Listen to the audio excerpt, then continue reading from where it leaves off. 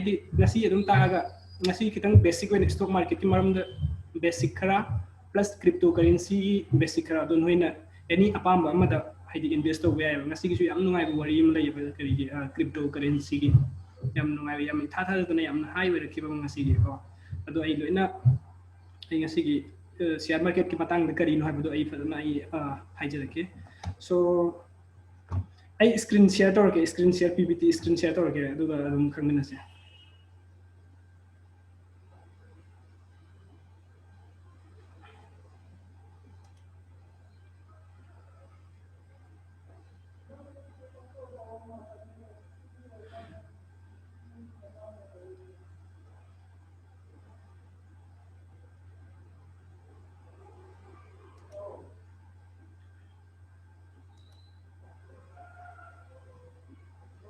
ma'am screen any share to kuch ubra ma'am please reply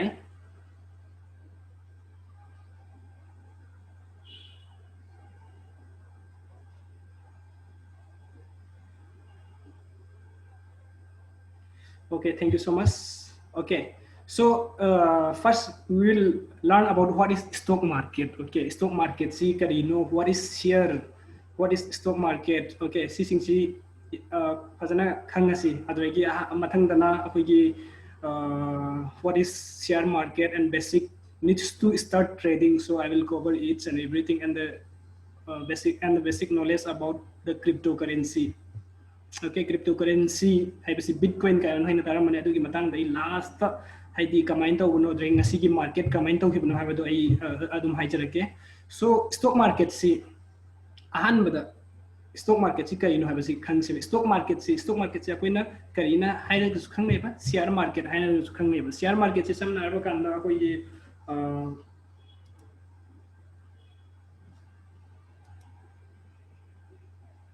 so today I'm going to cover this topic okay definition of stock and stock market types of stock exchange in world and India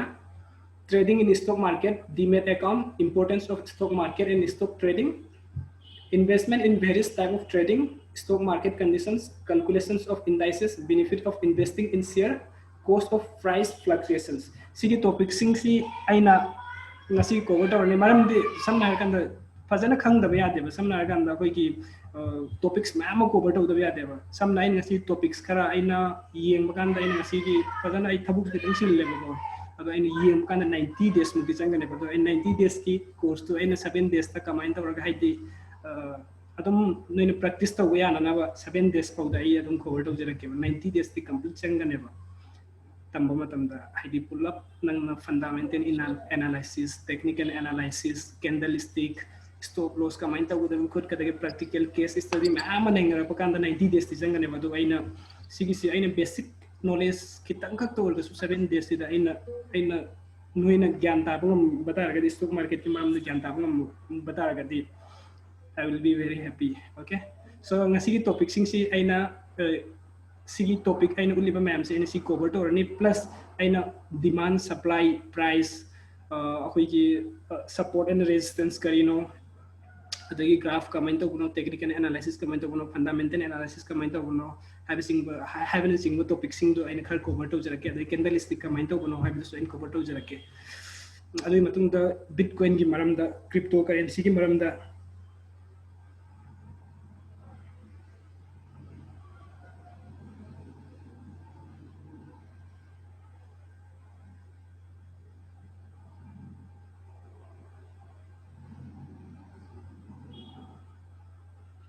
tadi tabro ba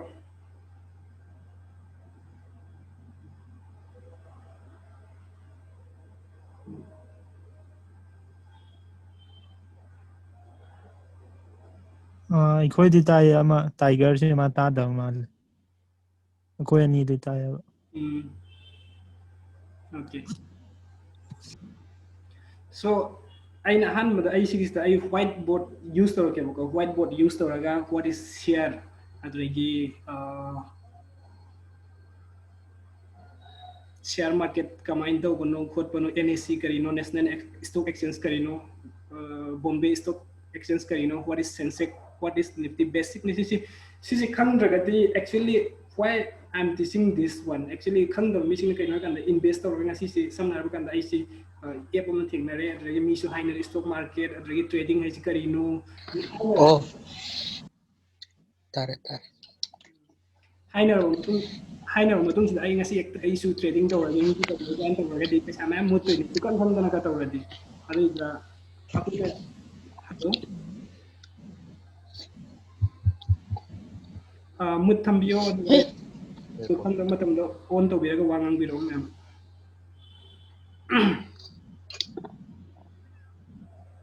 noina taraba natro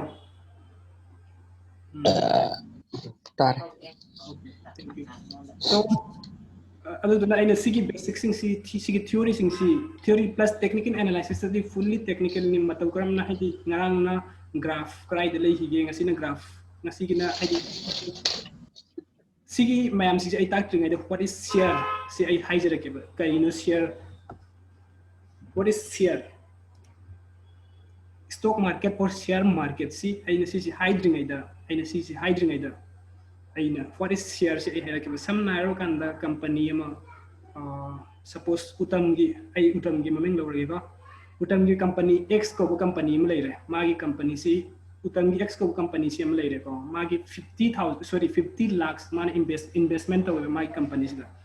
magi company si magi company to ba hore plus mana company si growth to na bagi tamang mana 40 lakhs पामने मान 40 lakhs सी ले बता रहा कि my company से हम कहीं ना growth तो रहने बाद उन्हें मान 40 lakhs 50 lakhs मा ऑलरेडी ले रहे I whiteboard I use तो जरा किसी की सी यामना है कि याम इजी इराई लाइक मोंग दे एक्सप्लेन तो ना वो ना क्या what is share stock what is share market stock market से चाहिए पता ना आई व्हाइट बोर्ड हाउ यूज तो रखे अदुगा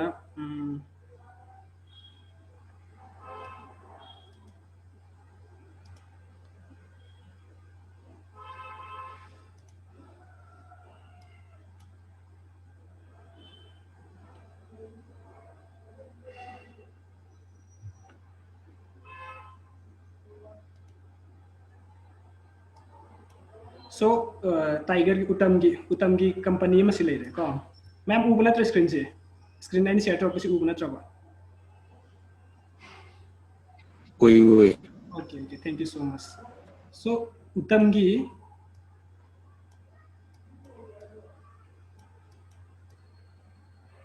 okay Utam की कंपनी में ले रहे सीधे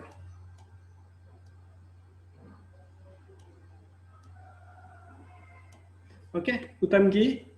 X कौवा कंपनी में ले रहे मागी इन्वेस्टमेंट सी क्या है मतलब दा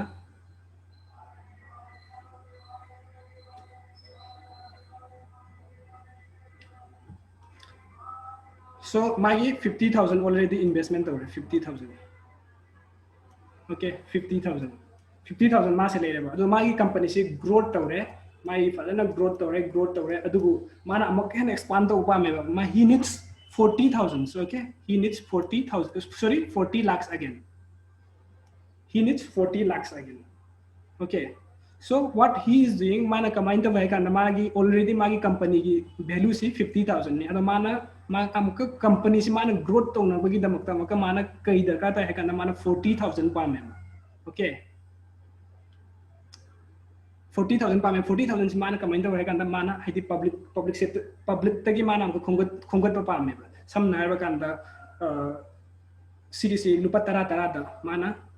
share amom do yon thoeba lakh mari thokna okay 10 rupees ta share amada lupa tara adi magi shares ti kya leirani hai matam da 4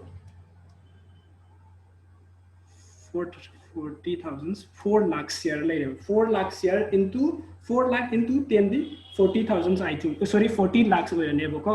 adu mana 4 lakh share si lupa tara da mana public ta yonthoe public ta share oina pithoe adu public na sam na kanda adu share market chai lage sine ba haise sine ba what is share haise share only share si gyan ta ro ma'am sam na kanda utam gi magi utam ko misi gi x ko company ma leire x ko company ma leire magi company ki value si 50 lakh ni mana company si growth to ko pame mana growth to na bagi damakta ima investment 40 lakhs dakar hoye 40 lakhs si mana puthok ngam de adu mana haidi public sector da mana thire ba ma 40 lakh si kana investor ko ngam buno habado adu mana jonto ine ba share oina khaido ga haidi lupa tara share amadan lupa tara magi lupa lakh ni pusi share ni pusi sorry 4 lakh si mana magi 4 lakh share si lupa tara da jonto ki bata gadi irai lai na magi company si gi x ko company si gi 40 lakh si mana recover tawre ba okay ma'am ज्ञान ताब्राबा ज्ञान तारादी हेरो ताद्रगदी तादेन हेरो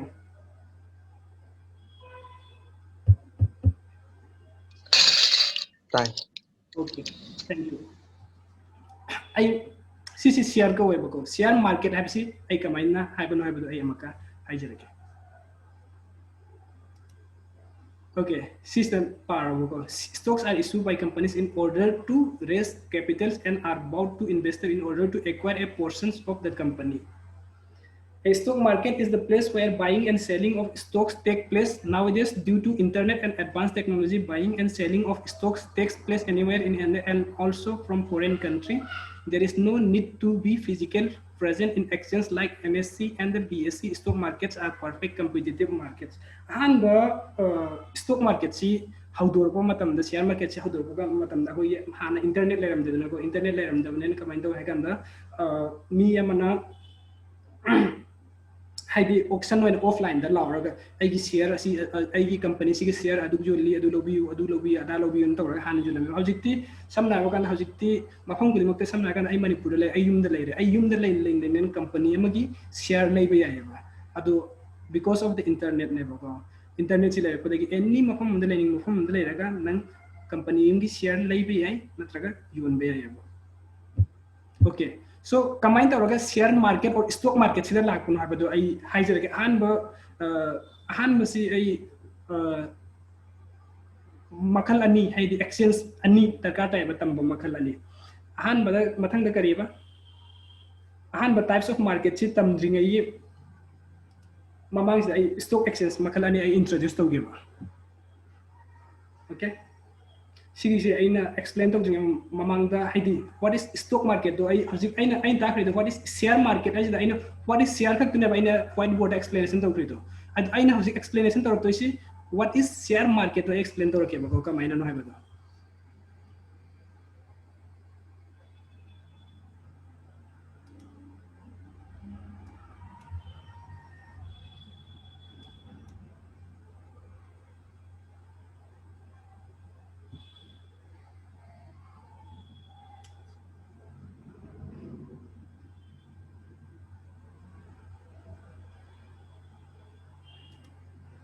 okay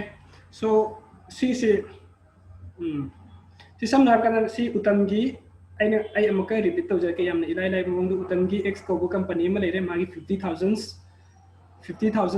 sorry 50 lakhs मागी company सिदा माने invest तौखरे माना 40 lakhs more investment पामे अदुगी मतुंगदा माना share ओइना खाइदोगा share अमा द लुपा तरा तरा की चांगदा शेयर लाख मरी सीसदा खाइदोगा लाख निफु सी माना खोंगत पंगम नवाई द मक्ता सेम बनेबको सिगिसी कमाइना का तौरो खोंगत पनो हाबदो आई अंका एक्सप्लेन तौजरके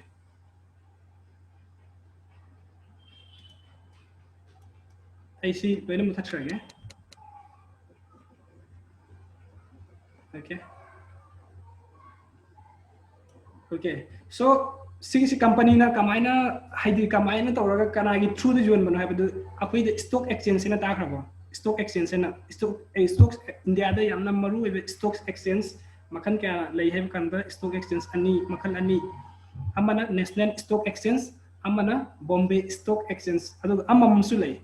अममसु लईबा अममना कोलकाता स्टॉक एक्सचेंज ने यामना पॉपुलर ओइरिसे करीबा नेशनल स्टॉक एक्सचेंज का बॉम्बे स्टॉक एक्सचेंज का ओके सो कमाइन तौर शेयर जोन बनो है इता के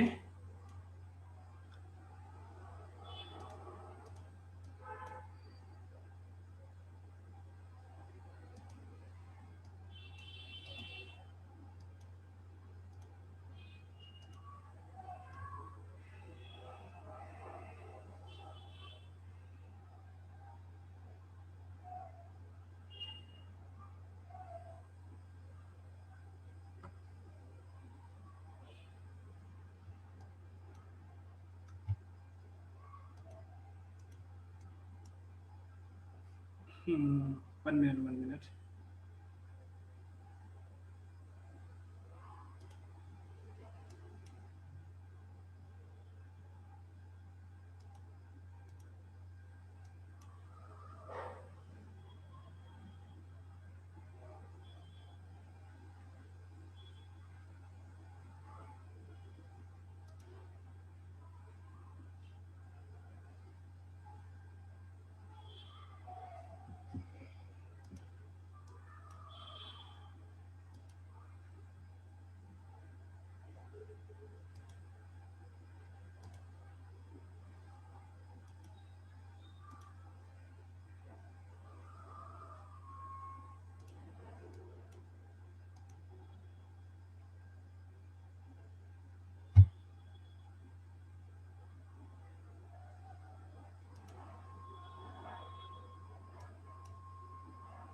Okay, so I hijack. Sorry for the disturbance. Okay, so utamgi 50,000 companies 40,000 mana kamain to generate to bun habase I hijack. Is the magi si already okay magi 40,000 40 sorry 40 lakhs 40 lakhs si kamain recover to gaya bado I hijack han bada apena lupa tara da siara mada yun okay lupa tara da lakh lupa tara da lakh mari share to utar gade magi 40 lakhs si recover to bunga mani okay see is the stock exchange ani le amana NSC BSC okay sigi company si suppose company mayam ama haidi samna kan ai utam di company si kan nata bida nata tiger di company nata bida any amma ai amma hakta hai jare ke ba NSC BSC sida restart of company samna kan Reliance company taram money nata it may be any Indian company pharma company any big company sing si magi stock si mana yuan gi hai bata gadi NSC sida NSC nata BSC sida restart of the BSC ka NSC ga matungda kamay to hay kanda ako'y na broker sigche financial institutions samna kan ako'y na nan restart og gibdo Unodex adragi engine broking anything makoy sing siya maka makoy na linking to risi kamay na hay kanda broker sing de Unodex ki through da suppose sigis da broker ki through da ge suppose mi amana hay e ko mi amana magi stock si laireba share kaya lising ama share lising am laiba taragadi lupa lising tara okay lupa lising tara share lising am laiba taragadi 1000 into 10 okay 1010 into 10 di 10,000 di mana share haidi share lising am laiba taragadi share mo mungi maman lupa tara si lising amagati lupa lising tara si kaya jasa kres sumaina mi among na share lising am laiba lising manga laiba lising tara lorga madi sigi paisa si recover ta ukreba sigi X ko company utam di company si di mi spaina mi amna share lising am laiba share lising manga laiba lising tara laiba si utam di company si mana darkar uribe paisa lupa lakh nifu si ma recover ta ngam kreba okay ado suppose I kamaina akoina kamaina how we will get the profit see yamna maru oyeba okay kamaina orga profit profit gane habado so sigi profit si kamaina orga gane habado ai haijareke sigi company sina samna harba kanda lupa lising taragi share lising am leire sigi company sina X ko utam gi company sina sigi se hayeng pro magi company si grow tore lupa lising magi dakar leiba lupa lakh nifu si akoina akoi mayam na khaijan na raga piri me mangwanda si magi X ko company sina akoi share pira ka dorba no mana akoi da lupa ambu piro akoi ni lupa lakh nifu pi ki wane mana pira ka na te paisa si kamain to un haiba matam da si broker gi through si da si suppose thama leire ko thama lei matam si da akoi obviously company ki value si wang khalakani company ki value magi face value si wang khalak pata raga di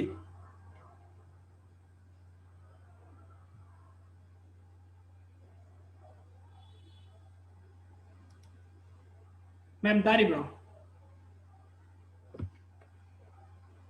Tari sir. okay So magi company gi face value si wangkhalakpa taragadi mathang chigi degi si ko mi mana kan lai doine ba sigi 1000 people a ko mi mana lai ba si ko mi man anka buy to gi mathang tha da si ko mi mana lai doine ba kai gumba company sina growth to taragadi automatically company gi face value si wangkhalakpa taragadi sigi mamansi hana lupa tara piram basi 11.5 mena lairani adu 11.5 sida mana lupa lising tara lupa tara da share lising ama lagi kari gumba mi sina mana kai gumu yon thoki tara gadi 11 into 1000 share di 11000 okay so 1000 da sorry 10000 da mana lagi bisi mana kai gumu yon matam de 11000 da company ki face value company ki growth lak pagi matungin na Semena lupa 10,000 lagi kip mana 11,000 dah kion bata ragati magi profit 1,000 profit fangi. Semena stock market si semena waktu weba. Ado aku ina kang gado basi aku ina ada ki maru ina kang gado basi Nifty,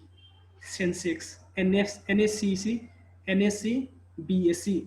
Okay, Nifty dana aku ina haidi company kuding maki aku na haidi magi company si kamai tori mong ko limo aku na yeng bungam deba adu kwaidi irai lai po mong da NSC na su graph am butu eba adrage BSC na su graph am butu eba haidi bo graph si kamai na matam NSC na Nifty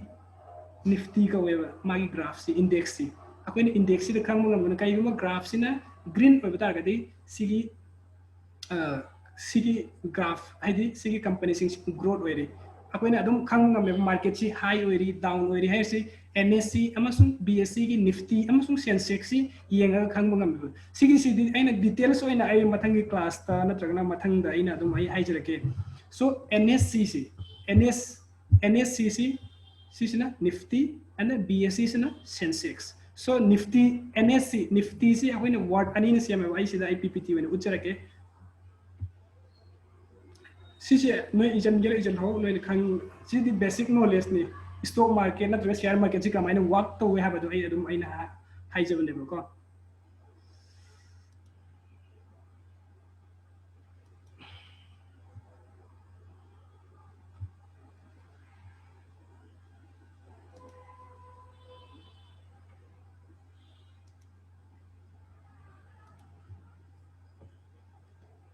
si bidi khang dro se types of market si type of market si normal market si adum noi na pa bada adum khang jara do ko ne explain to jo so do yamna maru iba khara ai hai jo ka ina hoji explain to kibido I din stock exchange in India there are 22 stock exchange in India but 2 of them are biggest why the chawri si why the India da 22 more than 22 stock exchange meaning when pallabada NSE National Stock Exchange Bombay Stock Exchange okay adu Kolkata Stock Exchange adregi adu stock exchange ada stock exchange mayam lai NSE sina akoi gi Mumbai degi horokiba adu sorry BSE ne Mumbai degi horokiba NSE ne Delhi degi okay so sidai si nang paro National Stock Exchange is the 9th largest stock exchange in the world by market capitalizations and the largest in India by daily turnover and the number of trades for both equities and the derivatives trading. And this is the mention to ringi si NSCC akoi paideki akoi na siki Nifty gain ha pado Nifty si kamai tor sem ha kanda moi 50 companies aidi paideki chawo paideki moi the turnover pibo ngamba 50 companies more than 50 companies na mana adugi drop pa bagi wane 50 company da pa wane adu BSC sina 30 company gi hisab tu holaga kaya mayamna profit pibage habadu yeng baneba so since I explain when I adum makada hajrake ngasi di basic class nena I adum khar hajrake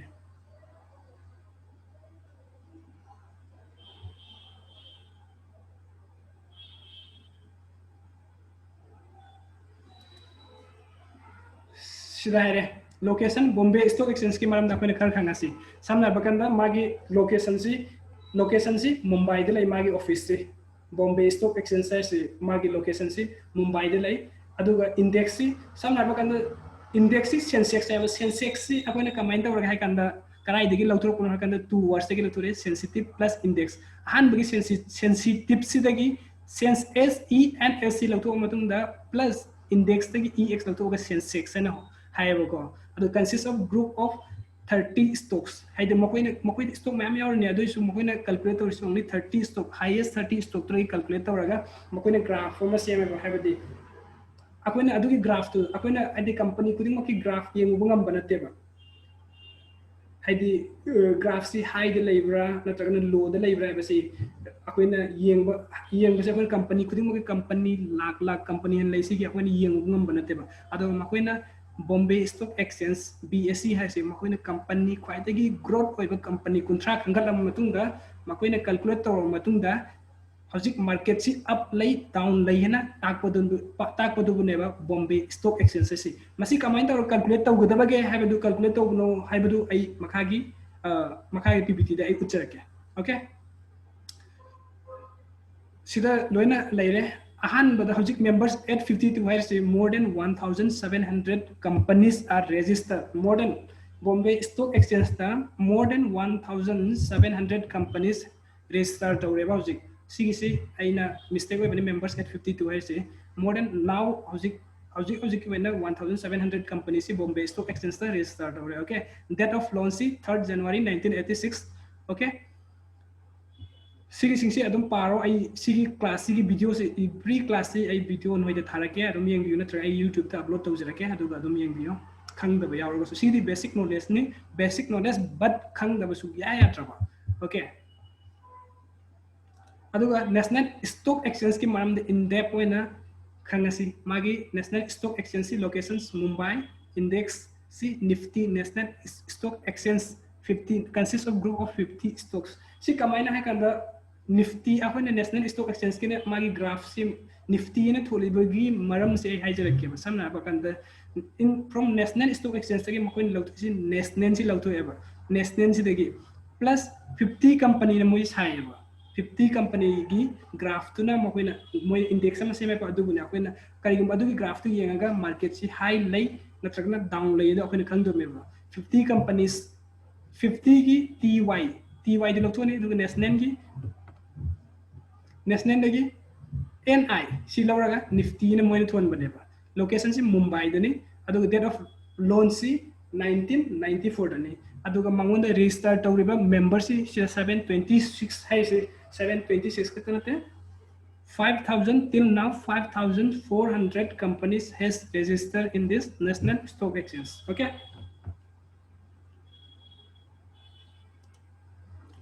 so akoina samna harba kan stock broker samna harba kan stock broker hoine ma'am tara mani angel broking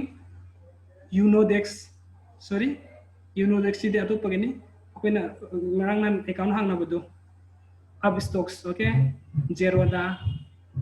adai ki ma'am le zeroda ki kai zeroda ga akoina kai sin de kan ma gi brokerage charge kai ki am bolo de badu gi ne zeroda sin up stocks su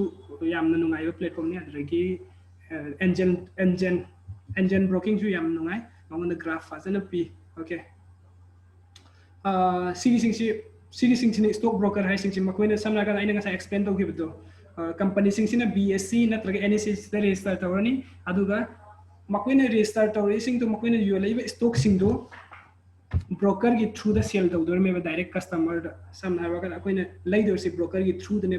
leather अखोइना direct में ना BSE की through नत्रगा NSE की through the अखोइना लेबे यादेबा broker की through समना हाबा kan up stocks नत्रगना zeroda नत्रगन any of the brokerage firm दगी अखोइना सिगी लेदोइने बको अदुगिने अखोइना broker सी दरकार होइसी so सी पारो कोना पारो PPT से send तौरके so matangi topic si trading in stock market the market regulators Securities Exchange Board of India has made it compulsory to open the demat account if you want to buy and sell stocks a person want to buy sell stock in the stock market has to first place is a so ahan bada haidi trading tawagi faida gi darkar we si kai no matamda class si yamna sana lawrige only 45 minutes daily adu ngasi gi ai sum ngasi gi 1 hour gumba lawse 1 hour gumba lawse ba trading in stock market sida akoina samna ayaba matamda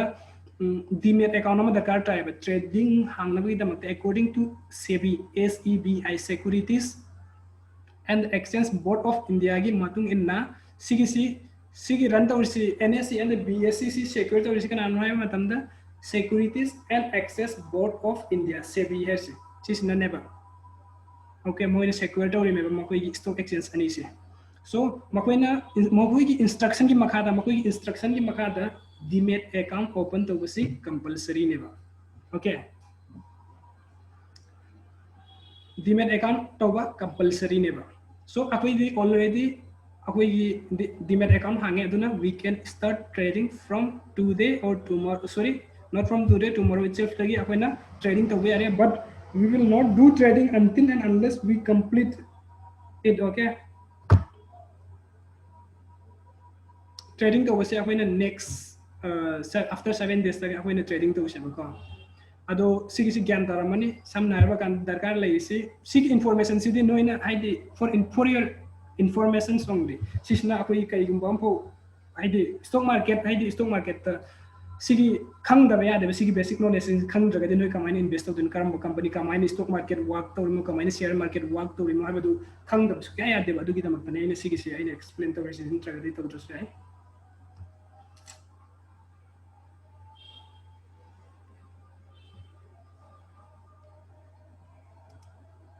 So since I explained to the we have discussed already and you have opened the accounts, okay? Sige, demat stands for dematerialization. This process, sige, I time waste to buy supam pamde. Ado tunan noi adum kango what is demat account? Already noi account 100 demat account. So I explained to the card stock exchange side share line bagi you know it stock market. Sorry, demat account hang but the card I have adu kat kanjil no adu si am important way banate. Okay, quite a maru topics. Okay, of important terms in stock market and in stock trading is quite a maru is in the practical series the confused. Once I start the practical class important terms in stock market and stock trading the quite important way basi can have open, high, low. Okay, open high the suppose stock pricing ngasi si kamay na no predict to mi mo khang ngam na teo ngasi di smena price high obe yai ngasi ki price low obe ngasi di paisa mang de ngasi di paisa tung de sigi tam ji kai de la kan intraday means daily trading, daily buy and sell ngasi layer ngasi yon thopu du ko na intraday hay ko adu opening hay di opening ngasi an ba samna kan market si pung mapan makai de gina pung mapan makai de hang de kasi si pung mapan makai de market hang basta mapan makai si da akoina sam na kan da paisa si lupa yang kai suppose CRM ki price samna Reliance share is 200 plus ta level 200 plus ta level si 200 to open the Reliance share ki ngasi ki market si 200 sida 200 sida gina 290 ko sat pata raga di price samna CRM ki price si akoin high ko ne graph si okay si high ko ne ba low high na akoin suppose opening price ta ki low way ra ko akoin low ko yam simple way batamne but we need to understand low high samna kan akoin opening price 200 to open the Reliance ki share sing si but adu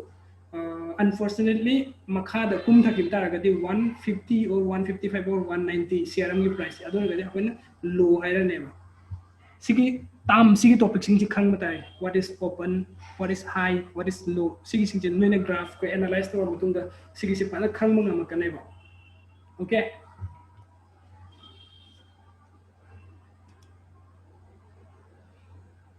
okay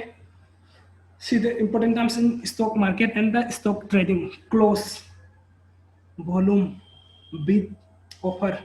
Okay, sige yam na maru apin samna har kanda kai gina why open, close, high, low, volume, bid, offer kai gina hai matam na suppose apin price always time the market ki price kamain ta organ depends to kanda ngarang ganda han gasi market ki price see for the high we keep see for the close to it depends on the akoin market ki price future we never depend on the future we always depends on the past akoin mamang ki market si kamain ta kibo no hay do analyze to matang da lab akoin prediction to ga paisa after se sam na kan da mamang si Reliance ki share si ngarang su 200 to open to re nan su 200 to open to re ado magi price si adum high oil set level 2240 2250 adumena adu oil set ta raga di akoina ngasisu expect to gaya ngasisu Reliance ki share si ngasisu sigi si adum high tawraga chatkani it will never be low akoina expect to gaya adugi expectation dra neba stock market is sigi aduna sigi price prediction see it depends always depends on the past and the present so present ki price decide to gudo so past ki value jo ne sam na ba kanda close se explain to sam na kanda Reliance ki price 200 to open to re lupa chani da moina share am na thadore ador ga di close to ma tam da mo price ki company ki value se kitang nem tarap 190 da 190 thadu ki bidara ga di close timing sam na kanda 330 or 230 timing so ai da moina market close to ma tam sida 230 da 190 rupees ta thadok pa tar ga di akoina market ki price kari hai tare low oi hena high do ne ado kai ma close timing dana ba ko decide ta wisi close timing or before closing timing dana close timing dana sam na kan Reliance ki share se open timing da 200 ta thadore ado ga ma ko close timing market ki timing na ma leiba 930 to 230 330 sumena matam ma leiba si timing si da close market ki close to timing si da 230 da ta uda ga di magi price to high in high dana volume volume is nothing but quantity is nothing but 1 2 3 4 5 number of volume makoina sam na kan ain utam gi magi 40 lakhs 40 lakh mana darkar hoire magi company se growth to mana volume kya tha doi share amada lupa tara tara da share amada lupa tara tara da mana lakh mari gi share tha doi ne lupa lakh mari se lupa tara into 4 lakh to 40 lakh from doing never adu do never number of volume means 4 lakhs for utam company okay bid has know what is bid the buying price is called a bid price is nothing but whatever the price you are buying is called bid price some now can the Reliance open the rate 200 the 200 nang lay bit agadi adu bid price correct it may be nang kung upon makai the market ang dure duga hand opening si 200 hang dure bune adugi matung da 200 sida 210 da lay bit agasu ma bid ko bune offer hai si kai na matung da the selling price is called offer nang na suppose 200 ta leire 230 da yuan bata ragadi adu akoina akoi gi market ki londa da karin ko we offer lay baduna bid yuan baduna offer okay it may be in loss or it may be in profit okay business sama to bata ragadi you will nang matam pumna makta profit khak phangane hai ngai leite ba nang matam pumna sometimes you may be in loss okay so sigi terminology sing khang bada ka to ba nang na yep to sin naga or bu ai khang ka ne ko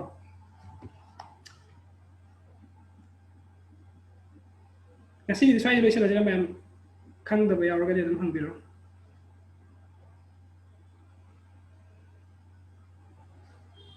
volume but offer के मतंग का मतंग का repeat हुई हो volume se volume का bid का offer का दो Matang okay okay volume ai chi ai nga sai explain to ki gyan da ba si the interaction ni to si sam na kan utam gi nga sai explain to ki do utam gi company magi company si 50,000 okay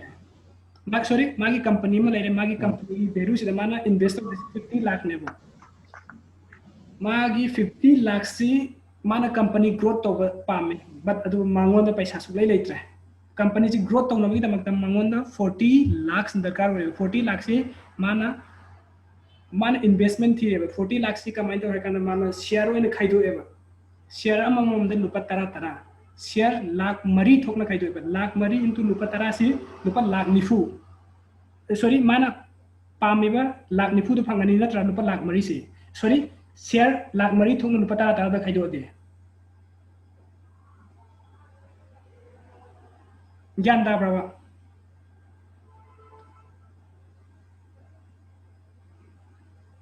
hello tai utam gi lupa lakh nifu mana pambasi lupa tara tara da lakh mari share thokna khaido apoi ni lai share market ai share lai do ni company gi share lai do ni adu lakh mari si mana lakh mari into lupa tara di lakh mari si ba apoi na kai ko hai kanda lakh sorry internet interruptions. Okay. Lag mari si ibu apa na kai ko kan volume ko. Volume is nothing but the quantities. Okay. Gan ta bro. Volume is nothing but quantity. Nang share listing am lai ta ka du volume ko we. Company की उतम की company दे कि नंगा मागी लाख मरी की share ले रहे को अरे तो नंगा share listing हम लेता है तो volume को है quantity is nothing but 1 2 3 number of shares ज्ञान दा बराबर Tai. okay the buying price is called as bid price some नरक उतम की मागी share में की company से की share में की ममल लुपा क्या लुपा तरा सी अपन कहीं को bid price को है the buying price lupa tara da so naktang lai raga lupa trama tho yoro kibi try and yoro kibi it depends on the company growth and the company face value okay ako ina lupa tara da lai kibi lupa tara ka tang lai ne have ngam deba kai gum magi utam company sina growth to tara gadi magi share price isu automatically increase to rakane understand bro Tawai. okay the selling price is called offer price some na kan nang lupa tara da leire adu lupa trama da yon bata gadi or it may be lupa pa na yon lagasu nang yon bata gadi adu selling price whatever it may be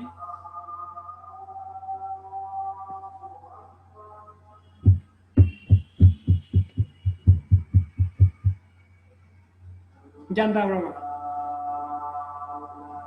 Tai. okay and nga side gi and explain to using to gyan adum ta bana troma Tai.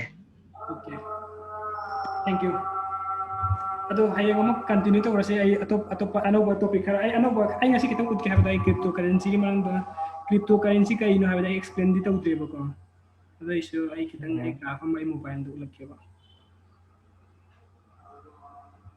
utam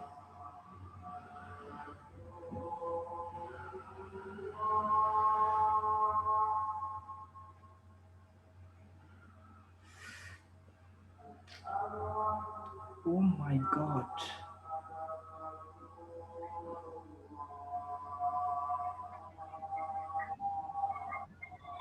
no na bitcoin ang tanar ba bitcoin na Tare. so ay cryptocurrency mo ulake ba ko masi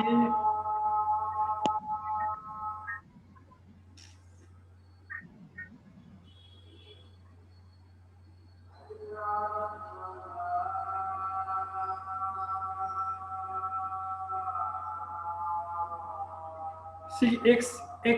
ubrem x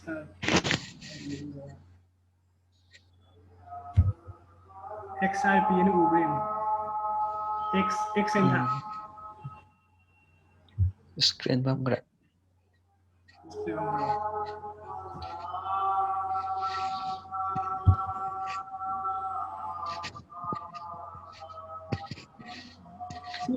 screenshot lang ay group ta thabi rake ba an bada sige ngasi ni kare ta matamda